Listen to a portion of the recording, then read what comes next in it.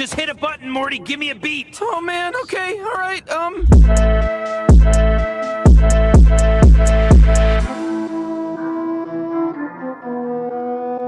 Guys, so fun fact about me. Went to the University of Texas at Austin, hook 'em horns. Don't talk to me about football. I went for academics, not for football. Just kidding.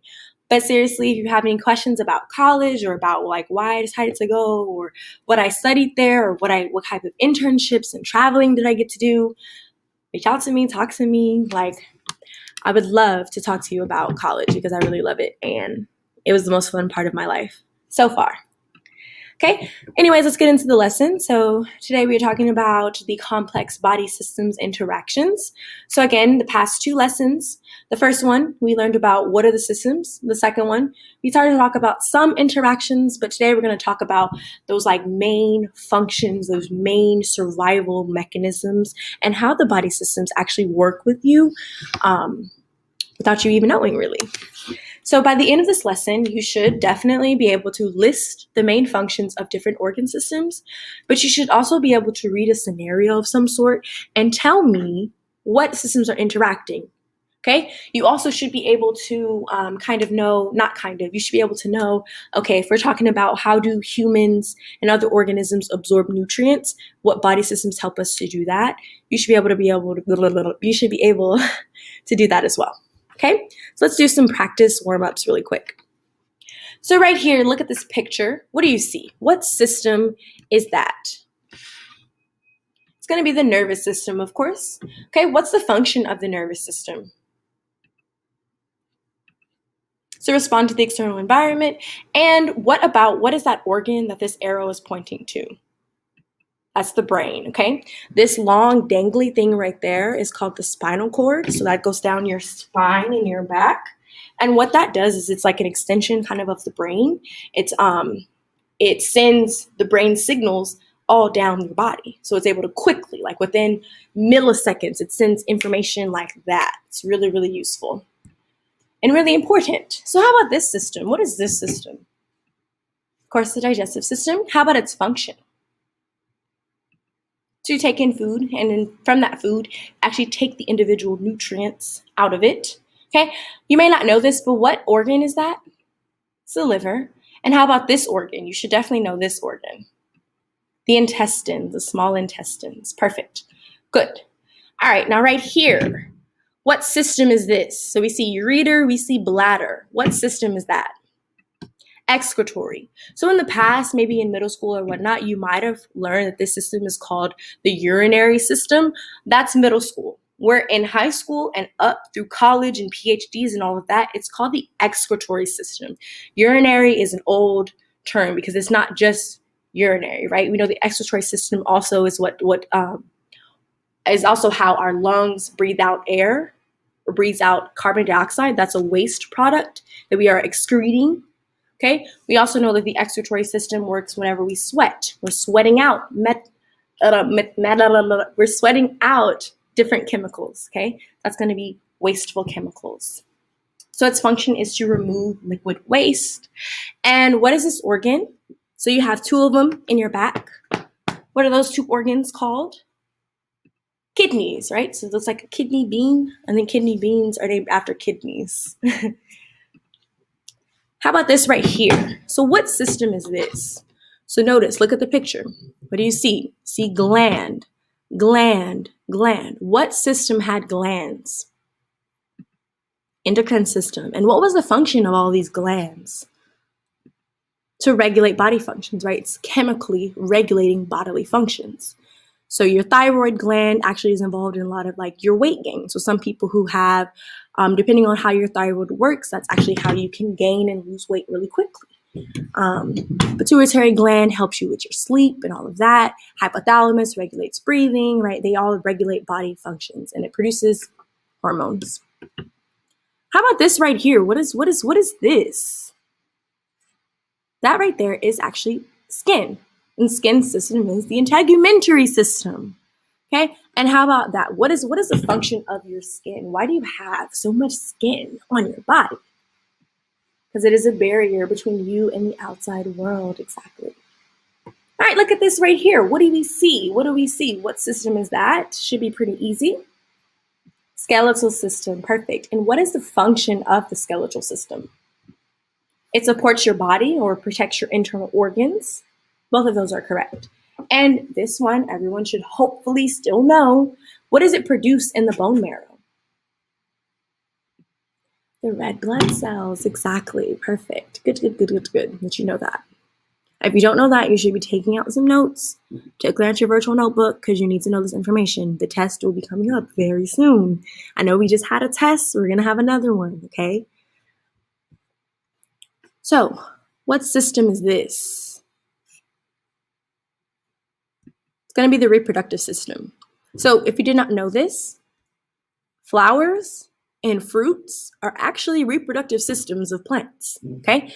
So after we finish this, we're actually going to start plants in the next lesson, so you'll be able to learn what all of that means. What type of cell is this? A sperm cell. And what is that part used? It's labeled T. What is this used for? Like if you just looked at it, what do you think this is adapted to do? To move, to swim, exactly. Right? And you can tell because it looks like it's something that you use to move or swim. All right, so we're seeing a doctor injecting a vaccine into someone. What system are vaccines, what system do vaccines stimulate?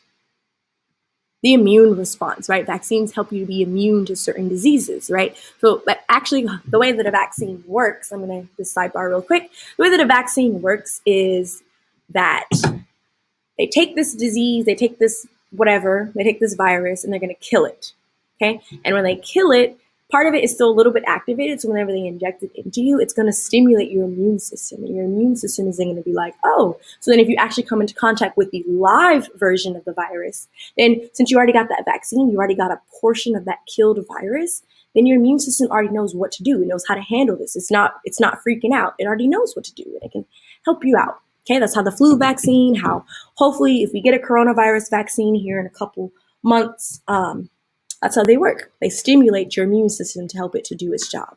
Okay, and of course we know the immune system's job is to protect against injury or illness.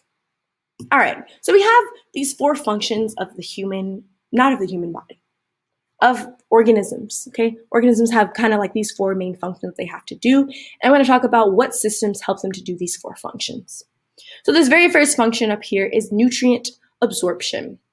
So nutrient absorption is exactly what it sounds like, to absorb nutrients, to take in nutrients from the environment. So this is actually the process of taking the nutrients and the vitamins out of the food that we eat.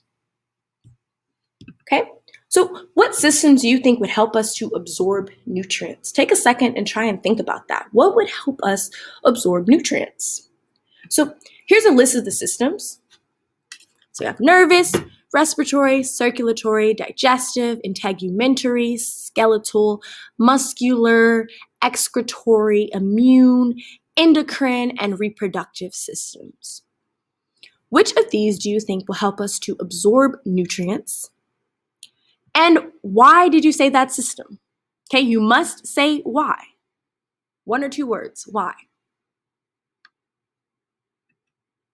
Okay? So now I'm going to give you some of the answers. So digestive system is obviously worked in nutrient absorptions because it actually is the thing that we chew, we swallow, it breaks it down in the stomach and all of that, right? Digestive system is definitely involved here.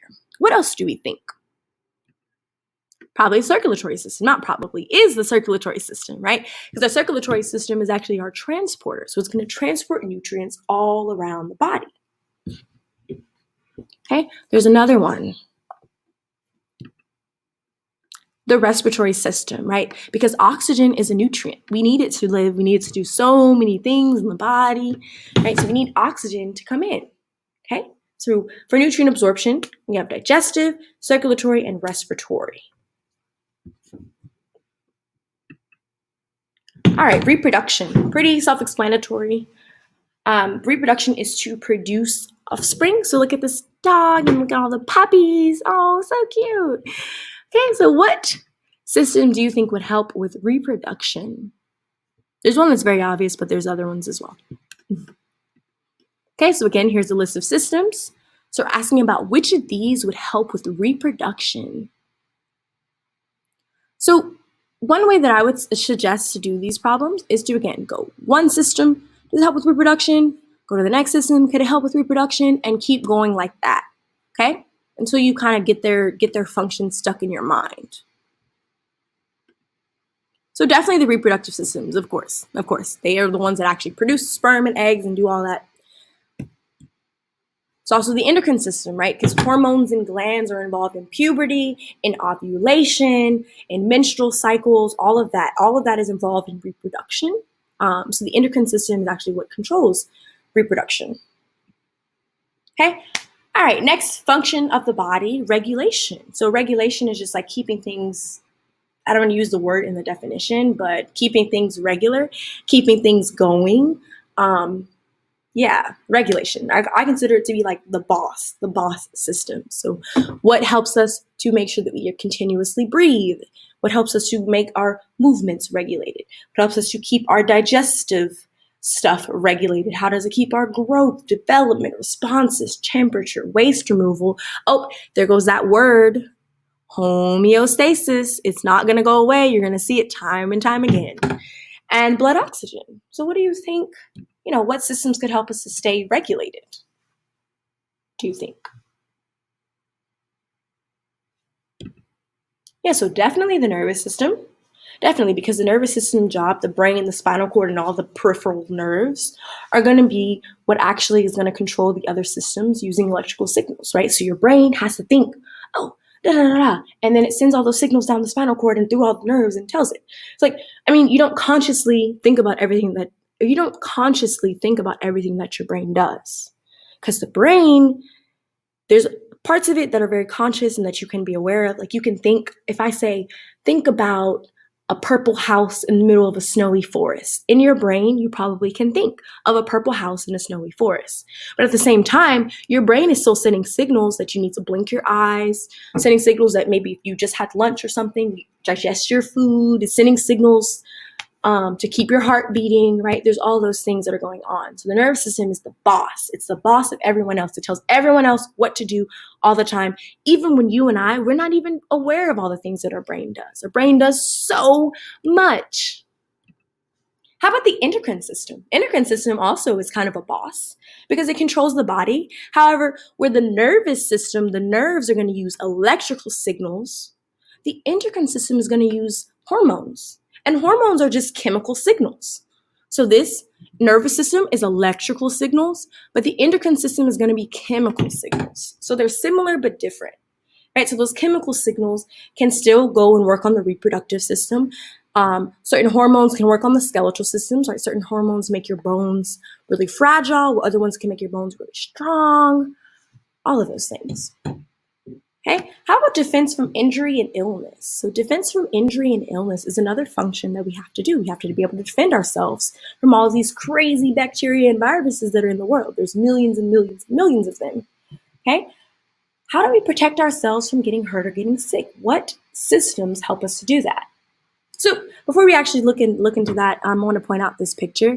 This is a movie called Osmosis Jones. I just kind of want to know, did you guys watch this? Do you guys know what this is?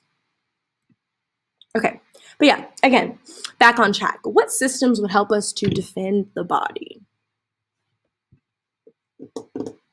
Which of these are involved in defending the body?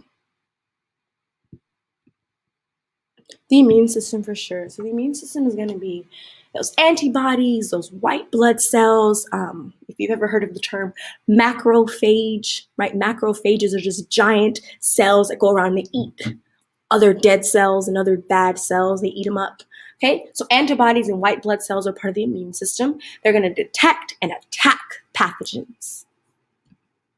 The circulatory system is what actually is going to transport the immune system, the immune cells, from their hiding place, from their storage place, into whatever's disease parts. Okay, I didn't explain that right. Okay, so naturally the immune system cells are in like their storage place. Okay, think of it like firefighters, right?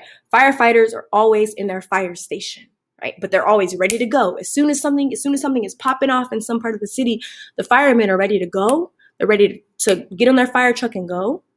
Well, the immune system is like the firehouse, right? So they're staying in their firehouse until it's time for something. There's some sort of signal that there's a problem in the right finger. We need to go to the hand and fix up this problem. Circulatory system is kind of the fire truck that's going to take the immune system cells from their hiding spot out into the battlefield. And that's where they're going to fight and make us healthy again. Okay? So the circulatory system, again, is that transport system, and the immune system is going to be the actual fighters, the actual soldiers that protect us. Okay? So for the rest of this day, this lesson, we are going to spend time on our virtual notebook. So in our virtual notebook, there's going to be a bunch of STAR questions. And I know we hate STAR questions, but based off of the test and quizzes, like administration is really saying we need more practice with this, okay? So what I've done is I found a bunch of old STAR questions. And what you are going to do is you're going to read the question. You're going to underline or highlight or circle the keywords. And then you're going to give me the answer, okay? And so in the first couple of problems, like this one, I've already circled the keywords for you. Then in the next couple, you're going to have to actually read the problem and find the keywords yourself. Okay? So this is kind of like building on your understanding. So through this Edpuzzle, you're answering very basic type of questions. And then you're going to start off with some hard STAR questions, but I'm going to give you the information that you need to answer the question properly, and then you're going to give me the information that you use to answer the questions properly, so I can kind of see where we're having those pitfalls. Okay? All right, so this is our final lesson of animal body systems. Like I said, we only have 3 of them, and then we're going to have a couple for plants, and then we'll have a test. Okay, so we'll have another test. We're going to have 2 tests this 6 weeks. So yeah. All right, go ahead and get started.